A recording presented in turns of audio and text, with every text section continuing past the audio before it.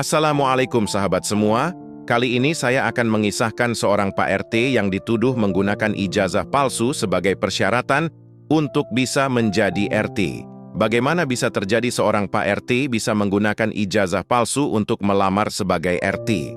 Seperti apakah kisahnya? Simak video ini sampai habis.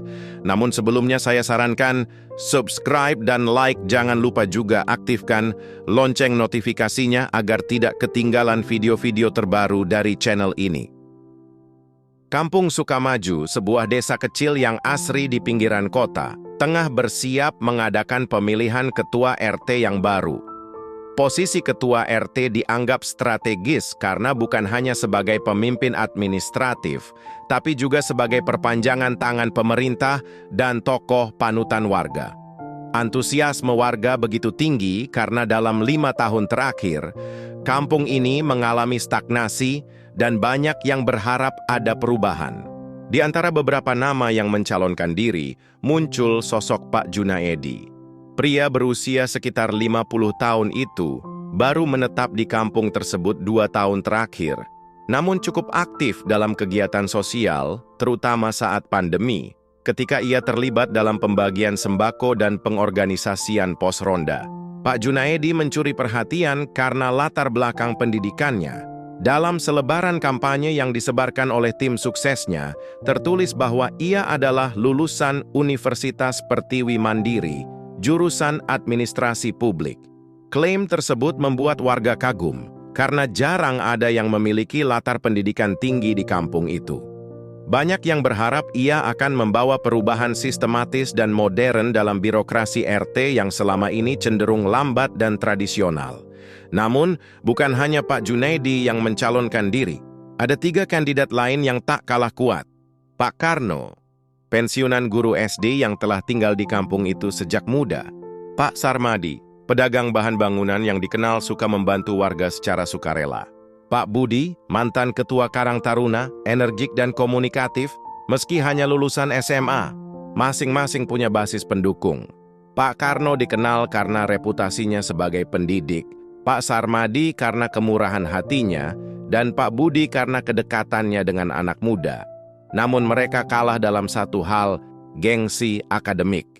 Saat warga membandingkan, nama Pak Junaedi yang punya gelar SAP. Di belakang namanya jadi unggulan. Dalam masa kampanye, Pak Junaedi tampil elegan. Ia menggunakan bahasa Indonesia baku, menampilkan grafik dan program kerja dalam bentuk poster berwarna, dan bahkan menyewa pengeras suara untuk menyampaikan visi misinya. Salah satu janji utamanya, saya ingin membawa RT Sukamaju menuju era digital. Semua administrasi akan dilakukan secara online. Tidak perlu lagi antri lama hanya untuk surat pengantar. Warga terpesona. Mereka mulai membandingkan dengan calon lain yang kampanyenya masih tradisional, menggunakan spanduk kain dan pidato di pos ronda. Hari pemungutan suara pun tiba. TPS sederhana di balai warga dipadati masyarakat. Dari total 312 kepala keluarga, 275 memberikan suara.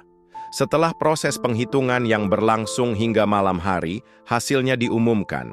Pak Junaedi, 129 suara. Pak Budi, 71 suara. Pak Karno, 47 suara. Pak Sarmadi, 28 suara. Sorak-sorai pendukung Pak Junaedi meledak di malam itu. Dengan selisih suara yang cukup jauh, ia resmi dinyatakan sebagai Ketua RT baru Kampung Sukamaju.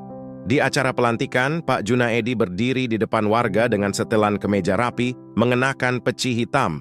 Ia berbicara penuh percaya diri, menunjukkan ijazahnya kepada warga sebagai bagian dari komitmennya terhadap transparansi. Warga memberikan tepuk tangan. Namun di sudut aula, 3 pria, Pak Budi, Pak Karno, dan Pak Sarmadi, tampak memperhatikan ijazah itu dengan tatapan penuh tanda tanya. Entah kenapa, aku merasa ada yang janggal dengan ijazah itu, bisik Pak Karno lirih. Kecurigaan kecil itu, yang pada saat itu dianggap tak penting, kelak akan menjadi awal dari kisah panjang yang mengguncang seluruh kampung. Beberapa minggu setelah pelantikannya, Pak Junaedi mulai menjalankan tugas sebagai ketua RT. Di awal masa jabatannya, banyak warga menaruh harapan besar.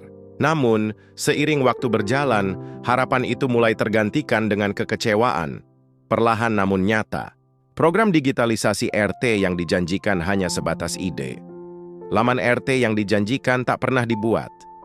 Warga yang hendak mengurus surat pengantar tetap harus datang ke rumah Pak RT, hanya untuk menunggu berjam-jam atau bahkan disuruh kembali besok karena Pak RT belum menyiapkan format suratnya. Lebih aneh lagi, tanda tangan Pak Junaedi sering berubah-ubah. Dalam satu dokumen terlihat lancar dan rapi. Di dokumen lain seperti ditulis tergesa-gesa, bahkan ada beberapa yang tampak seperti hasil salinan. Warga mulai bertanya-tanya. Salah satunya adalah Bu Lastri, Sekretaris Posyandu, yang pernah diminta membantu mengetik surat undangan RT. Saya kirimkan ke WhatsApp beliau, minta dikoreksi. Beliau malah bilang, saya nggak terlalu paham bahasa resmi, ketik aja sendiri, Bu. Cerita Bu Lastri kepada ibu-ibu lain di warung. Sikap ini dianggap janggal, mengingat Pak Junaedi mengaku lulusan administrasi publik.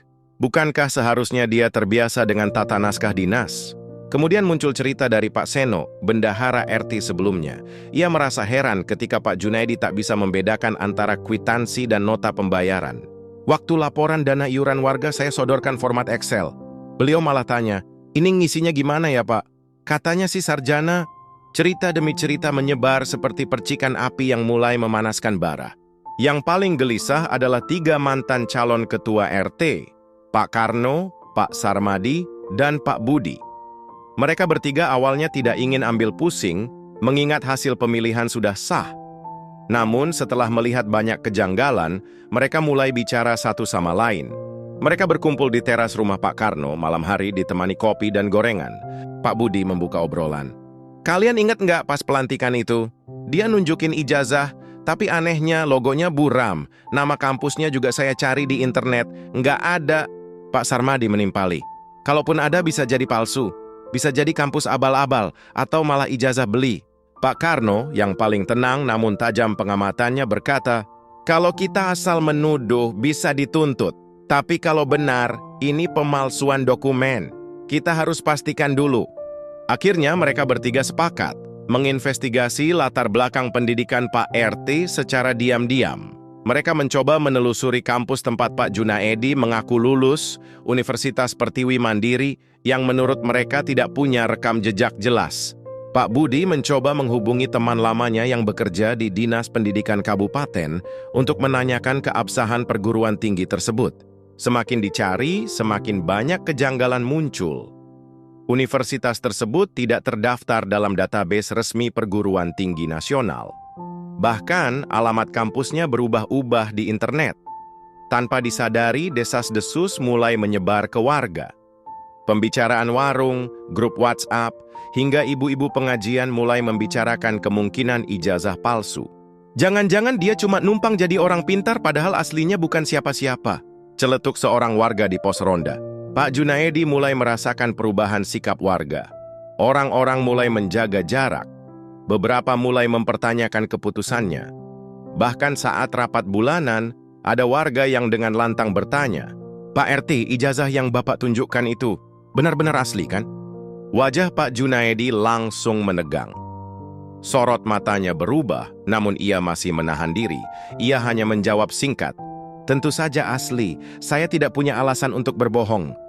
Namun, ketegangan tak bisa lagi dihindari. Desakan agar transparansi lebih lanjut dilakukan semakin kuat. Ketiga mantan calon ketua RT yang sekarang bersatu mulai menyusun strategi untuk secara resmi menyatakan keraguan mereka. Mereka tahu ini bukan sekadar masalah pribadi. Ini menyangkut integritas pemimpin dan kepercayaan warga. Pak Junaedi berdiri di depan cermin di ruang tamunya, menatap lama pada ijazah yang digantung dalam bingkai kayu. Ia meletakkan tangannya di dada, napasnya berat. Di luar rumah, suara warga mulai terdengar ramai. Ia tahu badai sedang menuju ke arahnya. Beberapa hari terakhir, ketegangan di Kampung Sukamaju makin memuncak. Warga tak lagi berbicara soal program kerja, tapi soal keaslian ijazah ketua RT mereka sendiri, Pak Junaedi. Rumor demi rumor beredar makin luas. Di grup WhatsApp warga, tangkapan layar dari situs yang menyebut Universitas Pertiwi Mandiri sebagai kampus abal-abal mulai dibagikan. Bahkan, ada yang membandingkan desain ijazah Pak Junaedi dengan contoh ijazah resmi dari kampus terakreditasi. Sementara itu Pak Karno, Pak Budi, dan Pak Sarmadi, 3 tokoh yang dulunya saingan di pemilu RT, kini menjadi motor gerakan yang secara terang-terangan meminta kejelasan soal dokumen Pak Junaedi. Pada malam hari diadakan pertemuan warga darurat di balai kampung. Suasana jauh dari biasa. Warga memenuhi ruangan, sebagian berdiri di luar, mencoba menyimak lewat jendela terbuka. Pak Junaedi berdiri di depan dengan wajah tegang. Ia tak lagi memakai jas atau setelan formal, hanya mengenakan batik lengan pendek dengan mata yang tampak letih. Di sampingnya ada papan tulis dan dokumen. Pak Budi berdiri mewakili warga yang menuntut kejelasan. Kami tidak ingin menuduh, Pak. Tapi sebagai warga yang memilih Bapak, kami berhak tahu. Ijazah itu, tolong tunjukkan keasliannya. Pak Junaedi menjawab dengan nada tinggi, suaranya sedikit bergetar. Saya sudah menunjukkan ijazah saya waktu pelantikan, kalian ini hanya tidak terima kalah. Pak Karno yang lebih tenang mencoba menengahi, Pak RT, bukan soal kalah atau menang. Ini soal kepercayaan. Kalau memang asli, tunjukkan saja dokumen resmi dari kampus atau legalisir. Itu menyelesaikan semuanya. Pak Junaedi terlihat makin gusar. Ia membuka map lusuh yang dibawanya, mengangkat ijazahnya dan berkata lantang, "Ini buktinya. Saya lulusan universitas resmi. Kalian hanya iri." Warga mulai gaduh. Sebagian mendukung, sebagian ragu. Salah satu warga berteriak dari belakang, "Tapi capnya burem, Pak. Kok fotonya ditempel pakai lem kertas?" Mata Pak Junaedi menyala. Ia mengepalkan tangan menahan amarah. Setelah pertemuan yang penuh ketegangan itu, Pak Junaedi mengambil langkah drastis. Keesokan harinya ia mendatangi kantor polisi sektor kecamatan dengan wajah keras dan langkah cepat. Di ruang pelaporan ia disambut seorang petugas. Ia mengisi formulir lalu menyerahkan map berisi dokumen. "Saya melaporkan 3 orang warga yang telah mencemarkan nama baik saya. Mereka menuduh saya memakai ijazah palsu. Ini tidak bisa dibiarkan."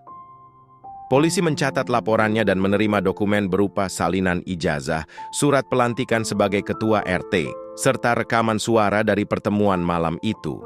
Petugas berkata, "Kami akan menindaklanjuti, Pak. Namun kami juga perlu memanggil pihak yang dituduh Bapak untuk klarifikasi." Saat berita soal laporan polisi dari Pak RT tersebar, kampung kembali geger. Banyak warga menganggap tindakan itu berlebihan. Alih-alih membuktikan ijazahnya asli, Pak Junaedi justru membawa masalah ke ranah hukum. Pak Karno terlihat tak kaget saat dikabari.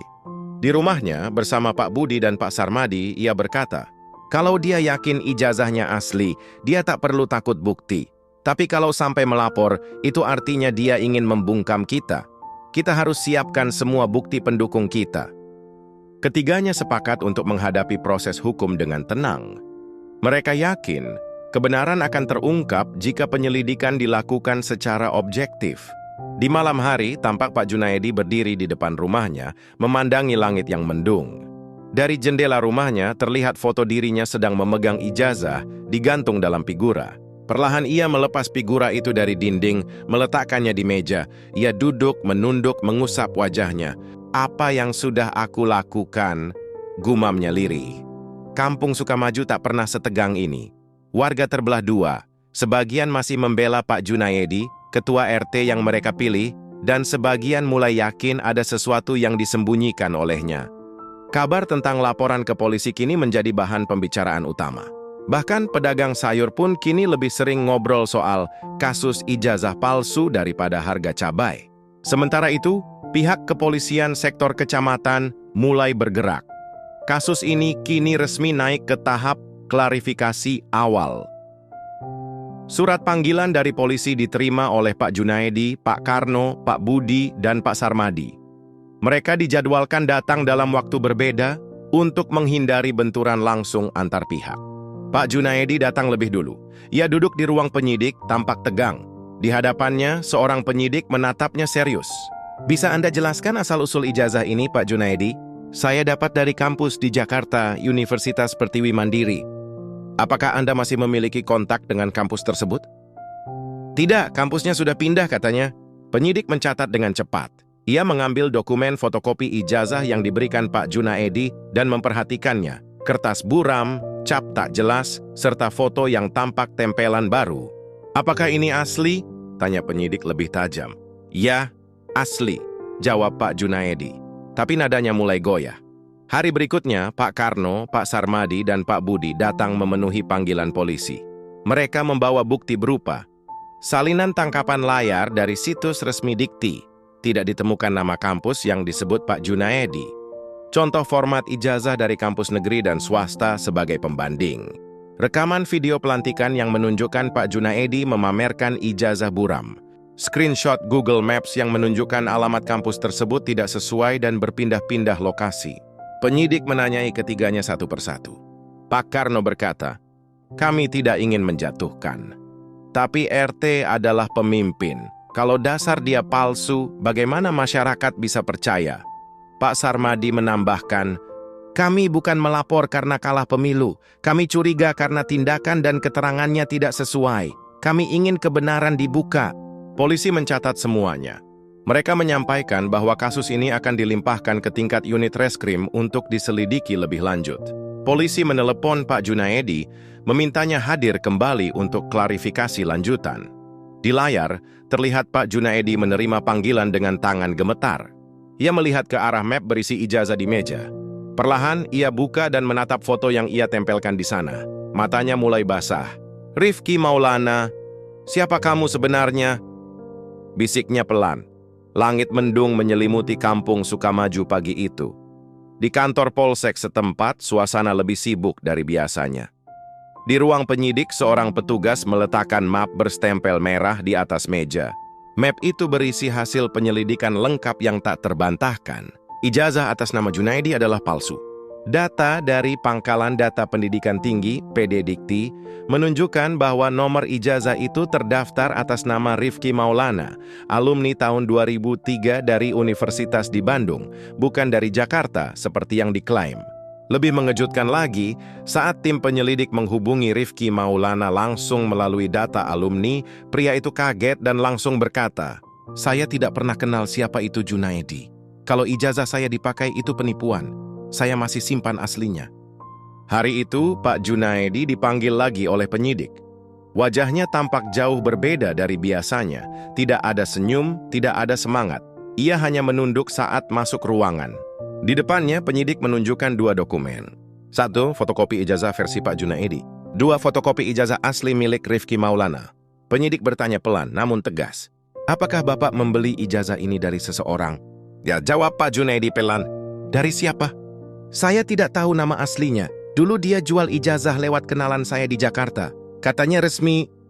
Suasana hening beberapa saat. Pak Junaedi akhirnya mengakui bahwa ia membeli ijazah tersebut 10 tahun lalu dengan alasan ingin mendapatkan pekerjaan yang layak. Namun, ijazah itu tak pernah terpakai. Hingga akhirnya ia nekat mencalonkan diri sebagai ketua RT dengan dokumen itu. Berdasarkan pengakuan dan bukti, Pak Junaedi resmi ditetapkan sebagai tersangka atas pemalsuan dokumen dan penggunaan dokumen palsu dalam urusan administrasi publik. Ia dikenai pasal 253 KUHP tentang pemalsuan dokumen, dengan ancaman hukuman maksimal 6 tahun penjara. Sore hari, mobil tahanan membawa Pak Junaedi dari kantor polsek. Warga berkumpul di pinggir jalan. Ada yang kecewa, ada yang marah, ada pula yang hanya diam menyaksikan pemimpin mereka diturunkan dengan tangan terborgol. Ibu-ibu pengajian yang dulu mendukungnya tak lagi berkata banyak. Salah satu dari mereka hanya berkata lirih, "Semoga ini jadi pelajaran buat kita semua." Setelah penahanan Pak Junaedi, posisi ketua RT kosong. Pemerintah kelurahan menunjuk Pak Karno sebagai pelaksana tugas PLT sampai pemilihan ulang dilakukan. Ia menyatakan bahwa sistem seleksi calon ketua RT berikutnya akan diperketat dan diverifikasi oleh lembaga resmi, termasuk dokumen ijazah. "Kita tidak ingin hal ini terjadi lagi. Kepercayaan warga harus dibangun dari fondasi yang jujur." Di sel tahanan, Pak Junaedi duduk sendirian. Ia memegang buku tulis kosong. Di depannya, seorang penyidik menaruh secarik kertas dan berkata, "Kalau Bapak mau tulis pengakuan lengkap untuk BAP, silakan." Ia menunduk lama, lalu mengambil pulpen dan mulai menulis. "Saya mengaku bersalah telah memakai ijazah palsu. Saya menyesal. Di balik kursi kekuasaan, kadang tersembunyi ambisi yang menutupi luka lama. Tapi kebenaran selalu menemukan jalannya, meski melalui jalan yang menyakitkan.